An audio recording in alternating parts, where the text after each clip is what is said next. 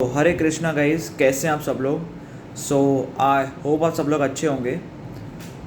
Guys, आज मैं आपको बताने वाला हूँ कि शंकराचार्य क्यों आए थे, शंकराचार्य का प्राकट्य क्यों हुआ था। तो मैं आपको पूरी स्टोरी बताने वाला हूँ उसके बारे में। तो गाइस, सबसे पहले बुद्धा आए थे, जो भगवान श्री विष्णु का ही रूप थे। बुद्धा ने दिया शून्यवाद का फिलॉसफी, शून्यवाद का। फिर जब बुद्धा गए, सबसे पहले बुद्धा ने तो जो लॉर्ड बुद्धा थे, भगवान बुद्ध, उन्होंने वेद बंद करा दिए, शास्त्र बंद करा दिए, एंड सारे उपनिषद सारे बंद करा दिए। वो वेद एंड उपनिषद खोलने के लिए शंकराचार्य आए थे। उनका प्राकट्य हुआ था शंकराचार्य का, इसकी वजह से। तो भगवान बुद्ध ने, जो भगवान श्री विष्णु ने आदेश दिया शिव जी को, शिव जी उस वक्त बहुत उदास थे। मतलब शिव जी को कुछ समझ में नहीं आ रहा था। मतलब शिव जी बोल रहे थे, मेरे को आपका गुणगान नहीं करना है, मेरे को आपका गुणगान नहीं करना है भगवान। तो भगवान श्री विष्णु बोला, नहीं करना है, तुम्हें हेल्प करनी है वैष्णवों की। तो इसकी वजह से शिव जी शंकराचार्य के रूप में आए थे। एंड जो वैष्णव सिद्धांत के अलावा जो इन्होंने जो सिद्धांत दिया, उन्होंने जानबूझ के गलती की है शंकराचार्य ने। उन्होंने देखो, एक तो डीटी वर्शिप बता दिया उन्होंने। सब शंकराचार्य ने अपने शिष्यों को बताया था कि अगर आपको ब्रह्म के अंदर प्रवेश करना है तो डीटी वर्शिप करो, डीटी वर्शिप करनी पड़ेगी। ये हिंट थी, क्योंकि डीटी वर्शिप तो वैष्णव में भी होती है। तो ये हिंट थी कि हमें उस प्यार होना चालू हो जाएगा, हम धीरे धीरे भक्त बन जाएंगे। एंड एक और सिद्धांत दिया जाता है, तत्वमसी। ऐसे चार हैं, तत्वमसी, अहम ब्रह्मास्मि, सोहम, वगैरह वगैरह। तो एक वैष्णव सिद्धांत के हिसाब से तत्वमसी का मतलब होता है तस्य तम त्वम असि, तुम उन्हीं के हो, तुम वो ही नहीं हो, तुम उन्हीं के हो, ऐसा। तो ये एक्चुअली अद्वैतवाद की कोई औकात नहीं है एक्चुअली। मतलब अद्वैतवाद के वजह से आज हम, ऐसा नहीं है, मतलब शिव जी ने खाली हेल्प की हमें। क्योंकि जब ऐसा बोला जाता है कि ऐसा नहीं है, ऐसा है, जो वैष्णव फिलॉसफी है, जो एक्चुअल में शास्त्रों का मत है, तो जब शंकराचार्य ने बोला अद्वैतवाद, तो वैष्णव लोगों को हेल्प मिल गई। वैष्णव लोगों को, जैसे मध्वाचार्य, रामानुजाचार्य, विष्णु स्वामी निम्बार्काचार्य, उनको हेल्प मिली कि ऐसा नहीं है, ऐसा है। ऐसा बोलने में भी बहुत अच्छा लगता है। तो समझ लो, शंकराचार्य ने एक बिल्डिंग खड़ी कर दी, उसके नीचे फाउंडेशन होती है, बहुत फीट नीचे बिल्डिंग के नीचे फाउंडेशन होती है एक। तो शंकराचार्य ने एक फाउंडेशन क्रिएट कर दी वैष्णवों के लिए। तो उन्होंने एक फाउंडेशन क्रिएट कर दी, वेद खुलवा दिए, एंड बता दिया कि ब्रह्मांड के बाहर भी कुछ है। भले चलो ब्रह्म ही है, पर कुछ है, ऐसा। तो जो असली में जो वैष्णव फिलॉसफी है, वो शास्त्रों का मत ही है।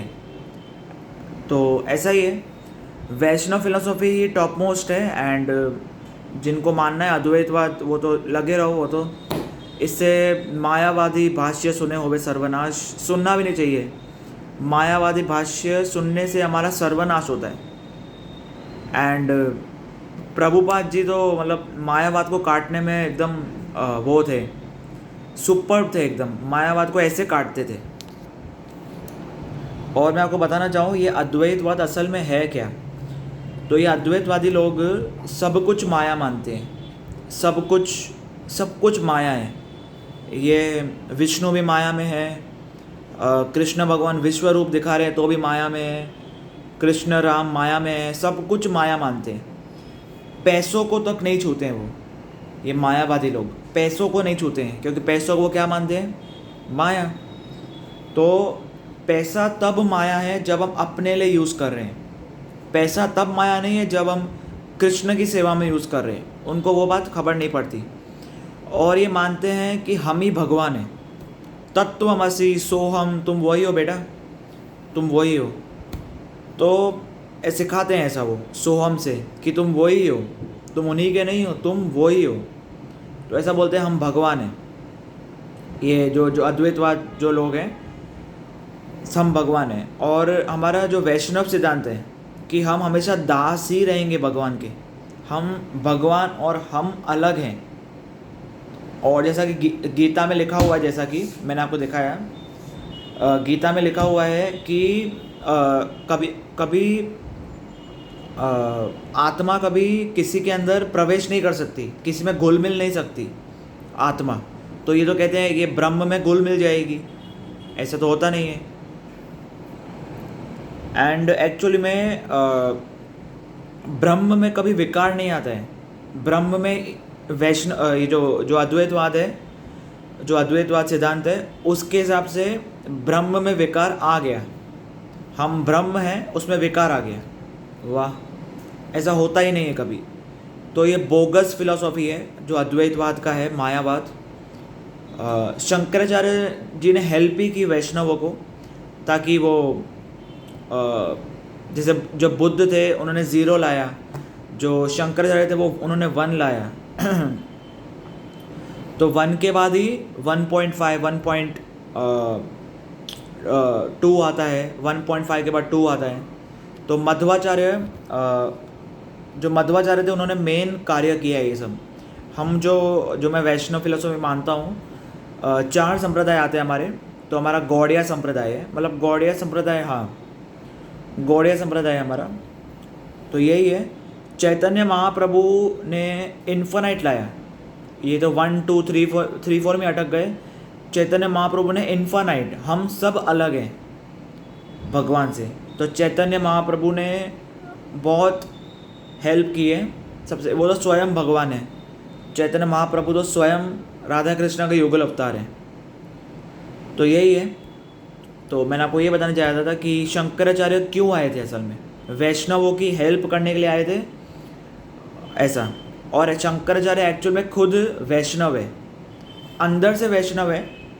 ऐसे भगवान भी हैं, उनकी स्थिति शिव जी की तो बहुत महान है, शिव तत्व की तो भगवान भी हैं, पर वैष्णव भी हैं वो।